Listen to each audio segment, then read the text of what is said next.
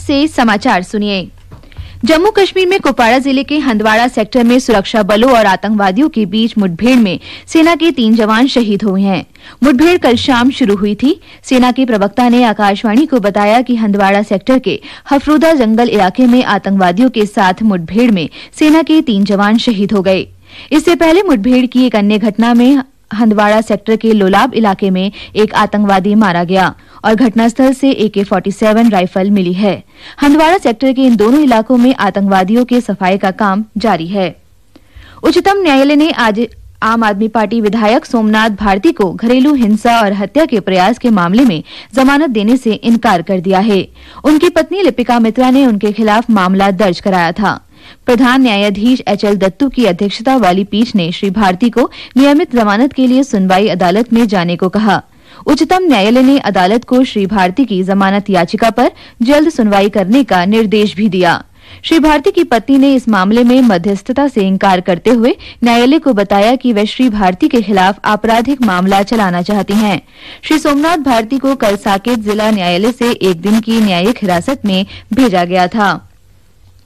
Truck मालिकों की राष्ट्रव्यापी हड़ताल का आज 5वां दिन है। अखिल भारतीय मोटर परिवहन कांग्रेस और सरकार के बीच गतिरोध जारी रहने से देश के विभिन्न इलाकों में माल ढुलाई पर असर पड़ा है। परिवहन कांग्रेस के प्रतिनिधि मौजूदा टोल व्यवस्था को समाप्त करने की मांग कर रहे हैं। उनका आज शाम सड़क परिवहन और राजमार्ग मंत्री नितिन गडकरी से मिलने का कार्यक्रम है। परिवहन कांग्रेस के अध्यक्ष भीम वाधवा ने PTI को बताया कि उन्हें सकारात्मक समाधान निकलने की उम्मीद है। सरकार और परिवहन कांग्रेस के बीच अब तक बातचीत बेनतीजा रही है। उन्होंने प्रधानमंत्री नरेंद्र मोदी से भी मामले में हस्तक्षेप की मांग की है। दूध, सब्जियों और दवाओं जैसी आवश्यक वस्तुओं की आपूर्ति को हड़ताल से अलग रखा गया है। अखिल भारतीय परिवहन कल्याण एसोसिएशन हड़ताल में शामिल नहीं है। बिहार चुनावों के दौरान धन बल के प्रयोग पर अंकुश लगाने के चुनाव आयोग के अभियान के बावजूद राज्य में नकदी बरामद की जा रही है। इस कारण आयोग सतर्क हो गया है और उसे पैसा लाने ले जाने के लिए नए-नए तरीके अपनाए जाने का संदेह है। अब चुनाव आयोग राज्य भर में लगे ATM के लिए बैंकों की नकदी ले जाने वाले वाहनों तथा ऐसे ही और तरीकों पर भी निगाह रख रहा है। अतिरिक्त मुख्य चुनाव अधिकारी R लक्ष्मण ने बताया कि बैंकों से कहा है कि उनके नकदी ले जाने वाले वाहनों के साथ सभी जरूरी कागजात होने चाहिए। चुनाव आयोग यह जानने के लिए बैंकों से संपर्क रखे हुए है कि दूरदराज के इलाकों के ATM से अचानक बहुत बड़ी रकम तो नहीं निकाली जा रही। आयोग ने बिहार में विधानसभा चुनावों से पहले आचार संहिता उल्लंघन के 1395 मामले दर्ज किए हैं, जो एक रिकॉर्ड है। सबसे ज्यादा मामला सार्वजनिक और निजी संपत्तियों को गंदा करने से संबंधित है।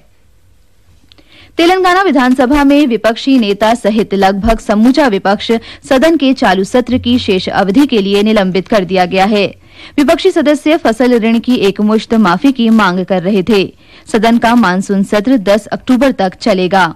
बैठक शुरू होते ही कांग्रेस, तेलुगु देशम पार्टी और भारतीय जनता पार्टी के विधायकों ने सरकार से मांग की कि वह फसल ऋण एक ही किश्त में माफ करने का स्पष्ट आश्वासन दें, क्योंकि हताशा में आत्महत्या करने वाले किसानों की संख्या बढ़ रही है।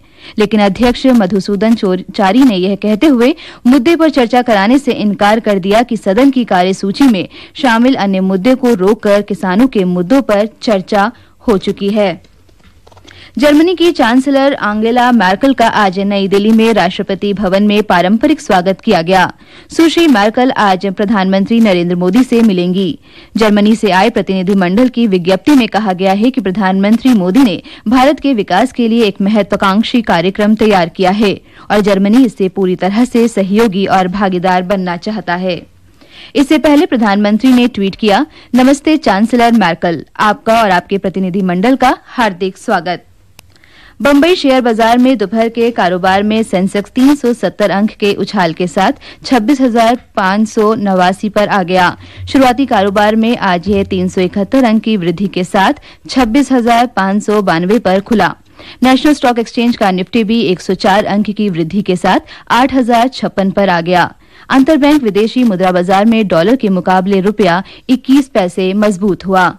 इसके साथ ही समाचार बुलेटिन समाप्त हुआ।